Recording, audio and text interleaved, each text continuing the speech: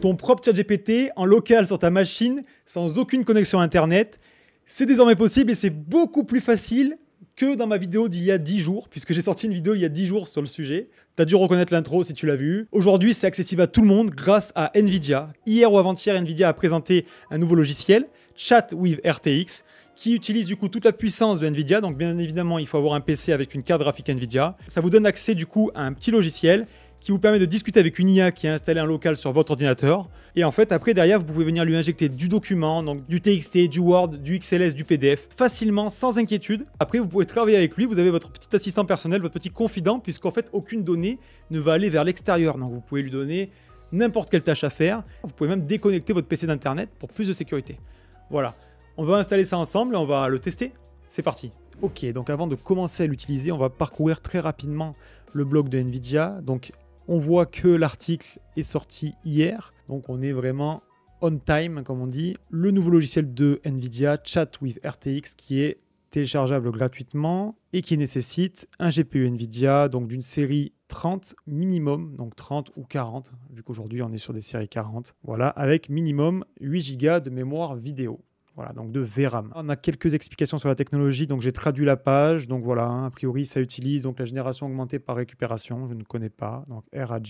Le logiciel Nvidia, donc Tensor RT LLM, donc ça c'est développé chez eux, ça permet de faire fonctionner comme ça des large language models. Et du coup l'accélération RTX de Nvidia, donc ça utilise comme ça les modules internes des cartes graphiques Nvidia. Et ça permet donc de faire fonctionner Mistral ou Llama 2 de Facebook. L'outil donc prend en charge, ça c'est super intéressant, du coup vos données personnelles sous la forme de différents fichiers qu'on peut lui injecter, donc du TXT, du PDF, du doc et de l'XML. Et donc également, on peut lui passer un URL d'une vidéo YouTube. Il va pouvoir l'analyser, vous donner des informations sur cette vidéo. Voilà, donc ça c'est super top. On peut lui donner comme ça une playlist. Ici, il y a une petite note de l'éditeur, donc on le redit, c'est important de ne pas modifier pour l'instant le répertoire d'installation par défaut, car cela peut faire planter du coup le logiciel. Voilà, et ici, on nous explique que Chat with RTX a été développé à partir d'un projet qui est sur Git, un projet à Nvidia, et que du coup les développeurs sont invités à venir travailler dessus. Et d'ailleurs, il y aura même un concours organisé par Nvidia qui se termine le 23 février avec un prix, etc. pour des gens qui auront développé des choses du coup, avec de l'intelligence artificielle.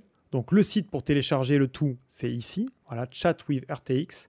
Donc classiquement, si vous avez du coup ces composants-là dans votre ordinateur, vous pouvez utiliser Chat with RTX et le télécharger ici. Donc nous, on va passer maintenant à l'installation de ce dernier et son lancement. C'est parti. Ok, donc on a téléchargé la petite archive du site de Nvidia. C'est une archive qui pèse quand même 35 Go, donc c'est pas rien. J'ai fait clic droit dessus, extraire tout, et donc j'ai obtenu ce répertoire qui lui pèse 38 Go. Voilà. Donc on va aller dedans et on va l'installer ensemble. Voilà, donc on a quelques répertoires et un setup.exe qu'on va appeler tout de suite. Donc un installeur Nvidia classique. Hop, on vient installer du coup les deux composants et on voit qu'on a Mistral 7B qui est inclus, donc une version particulière on dirait. Ça c'est très important de ne pas le modifier. On l'a vu sur l'article tout à l'heure. On ne touche pas à ce paramètre-là, sinon ça peut créer des problèmes pour l'instant vu que c'est une version bêta. Ok, donc l'installation c'est terminé. A priori, tout s'est bien passé. Donc même si déjà le téléchargement de Nvidia dans le navigateur était assez long, l'installation est également très longue. Donc ne vous inquiétez pas si ça prend un certain temps. Je pense qu'il continue à télécharger un certain nombre de dépendances. Et on la lance tout de suite en fermant l'installeur. Donc après l'installation, j'ai fait quelques petits tests. Je l'ai fermé, on va le réouvrir ensemble. Voilà, donc dans votre menu démarrer, vous pouvez lancer Nvidia Chat with RTX. C'est parti. Ça vient lancer un petit terminal. Tout démarre et ensuite, vous allez avoir du coup vous allez voir un petit serveur en local qui va démarrer sur votre ordinateur. Ok, donc là on voit qu'un onglet s'est ouvert dans mon navigateur. On a donc un petit serveur local, 127.0.0.1 avec un port. On a notre propre ChatGPT qui tourne en local. C'est beaucoup plus facile que dans la précédente vidéo. Donc ici vous avez le modèle qui est couramment utilisé, Mistral 7B. Donc là il présente quelques exemples. Donc ici le dataset, il y a différentes options. Voilà, donc on peut lui passer des fichiers TXT, PDF ou .doc. Sur du coup un répertoire local, donc on fera le test tout à l'heure, la possibilité de lui donner un URL YouTube ou alors une playlist, un certain nombre de vidéos YouTube, et donc il va venir les analyser pour vous donner du coup des réponses en fonction de ces vidéos-là. La dernière petite option, c'est pour utiliser du coup l'intelligence artificielle par défaut, donc avec les données directement pré-entraînées de Mistral AI. Et voilà, donc on va commencer du coup par cette option-là, et après on ira avec nos données personnelles. Donc là on va juste faire un petit test pour voir un petit peu la rapidité de réponse. Première question, du coup le fichier manifeste d'une application PWA, donc c'est un fichier qui a un certain format avec des données, etc. à l'intérieur. Donc là il répond en français, c'est pas toujours le cas. Il a bien compris du coup la question, puisqu'ici il parle bien de Progressive Web App. Et donc voilà, il nous donne le fichier par défaut. Très rapidement, vous avez pu voir, hein, ça a tracé, donc ça a marché super bien. Je vais demander maintenant 10 lieux à visiter en France absolument. Donc là, il répond en anglais. Donc voilà, parfois, en fait, il va switcher entre le français et l'anglais en fonction de ce qu'on lui demande. Il a répondu à la question. Donc dernière question, un modèle de lettre de motivation pour un ingénieur qui postule chez Airbus. Donc là, encore une fois, il répond en anglais. Donc il a bien répondu à la question, c'est bien une lettre de motivation. Il postule bien à Airbus, nanana. Il vient donc voilà, utiliser son expérience sur des systèmes aérospatiaux. Donc voilà, il fait le travail. Donc parfois, il va peut-être être un petit peu à côté de la plaque, mais franchement, ça marche super bien. Et vous avez vu la rapidité à laquelle il répond. C'est beaucoup plus rapide que dans la vidéo que j'avais présentée. Ok, donc maintenant, on va venir tester avec nos propres données. Donc normalement, il propose des données par défaut. Tout à l'heure, j'avais plein de fichiers, mais je ne sais pas pourquoi il les a supprimés lorsque je les ai redémarrés. Bon. C'est pas grave, on va venir mettre du coup des données à nous dans ce répertoire-là. Vous pouvez également les mettre dans un répertoire personnel, n'importe lequel, dans vos documents. Ok, donc voici le petit pass que j'ai changé vers un répertoire personnel en cliquant ici. Ce répertoire, c'est donc celui-ci dans lequel j'ai mis 4 fichiers, donc 3 PDF et un petit TXT. Donc il y a un PDF qui parle d'un moteur de bateau, une fiche technique. Celui-ci ne fonctionne pas, je ne sais pas pourquoi, puisque c'est un PDF normal, il n'est pas scanné, on peut bien sélectionner le texte. On a un PDF sur les poissons de Méditerranée, voilà, pour les reconnaître, et un PDF sur les fruits de saison. On a le premier PDF qui parle du coup du moteur Yamaha, donc un truc assez classique avec des docks, etc. Mais j'arrive pas pour l'instant à l'utiliser. On a pas mal d'informations comme ça sur les poissons. Et le dernier, du coup, les fruits et légumes de saison. On va voir si on peut lui poser des questions et s'il nous retourne des informations cohérentes. Et le petit TXT, du coup, parle des fourmis Messor barbarus. Donc c'est une espèce de fourmi du sud de la France, vu que je m'intéresse un petit peu à la myrmécologie. Ok, donc avant de demander, on va venir scanner ici le dataset. Donc donne-moi de janvier.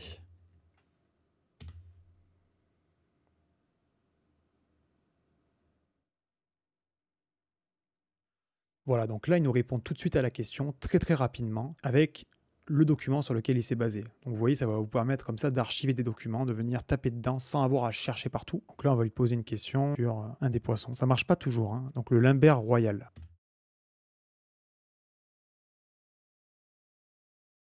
Il nous répond corps long et élancé et une grosse tête plate avec un museau prononcé. Donc si on regarde un petit peu les informations ici, je suis pas sûr que c'est super bien matché. Donc j'ai fait différents tests, mais il voulait pas répondre à nouveau sur les poissons. Donc je vais redemander sur les légumes de saison.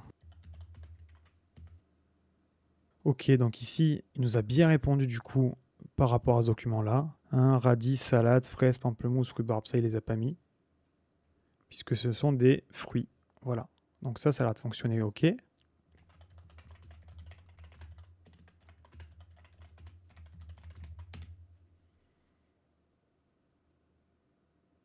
Donc là, il se base sur le document poisson, mais il n'arrive pas à les taper du coup dans le document Yamaha. Ça, j'avais vu tout à l'heure, j'ai jamais réussi à le faire fonctionner ce document-là. Ça dépend vraiment de la source. Donc pour l'instant, voilà, c'est qu'une bêta. Peut-être que ça va s'améliorer sur le traitement des documents. Il faut dire que pour les fruits et légumes, ça fonctionne plutôt bien, puisque là, on voit que le document n'est pas non plus très simple à lire. Et là, il arrive à comprendre la logique du document et à nous sortir les bons trucs en fonction des mois. Voilà, en tout cas pour janvier et mai. Donc ça, c'est pas mal du tout.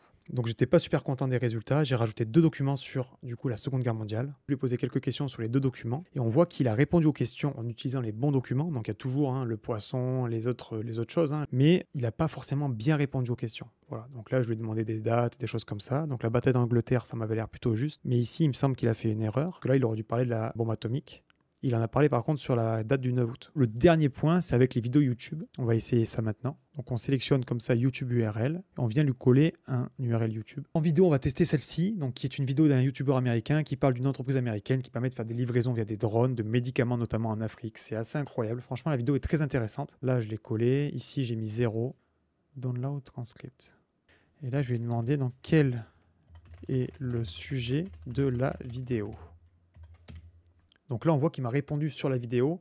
C'est un petit peu à côté de la plaque puisque la vidéo ne parle pas de CrunchLab, qui est sa société à lui, mais plutôt donc de l'entreprise qui livre en drone, donc Zipline. Ok, on va lui poser une autre question. Que fait la société Zipline? Donc là, il vient nous retourner des données sur la société. Donc c'est vachement top puisque dans la vidéo, il parle beaucoup de cette société-là avec la livraison de médicaments et également leurs activités en Californie. Ok, donc je trouve ça vraiment pas mal du tout. C'est pas encore parfait, on voit qu'il fait des erreurs, surtout quand on lui injecte beaucoup de documents, il a tendance à pas savoir dans lequel chercher la réponse. Du coup, il retourne une réponse qui est un petit peu à côté de la plaque. Mais je pense que ça va s'améliorer. Mais franchement, pour un premier jet, c'est vraiment top. C'est un truc qui est en bêta. Et voilà, on peut venir taper des vidéos YouTube, nos propres documents et travailler en local sur du coup ce qui a déjà été pré-entraîné à l'intérieur du modèle. Donc franchement, c'est royal. Ok les amis, donc j'espère que la vidéo vous a plu. Je l'ai sorti vraiment très rapidement, ça a été annoncé hier, j'ai fait ça en rentrant du boulot. J'ai pas pu aller aussi loin que je voulais dans les tests, mais c'est pas grave. On pourra continuer dans un prochain épisode, n'hésitez pas à le dire en commentaire. Abonnez-vous, ça permet de m'aider, c'est vraiment trop top. Et ainsi on pourra créer comme ça une communauté de personnes vraiment intéressantes, intéressées par ces sujets techniques. Voilà. Donc ça, c'est le petit message classique. En tout cas, moi, je suis impressionné. Voilà, on peut faire tourner des trucs en local. Il y a un an, on n'aurait jamais pensé pouvoir faire tourner un truc comme ça, aussi puissant, sur une machine du commerce, que tout le monde peut avoir, un PC gamer comme ça. Donc je vous laisse imaginer les entreprises avec des choses comme ça, ce qu'elles vont pouvoir faire. Ça va être vraiment un gain de productivité de fou furieux. Mais en fait, l'IA, elle est personnalisée et ça devient vraiment quelque chose qui travaille avec nous sur nos sujets. Voilà. Ça, c'est quelque chose quand même qui révolutionne tout, je pense. À bientôt, merci beaucoup. On se retrouve dans une prochaine vidéo. Ciao, ciao.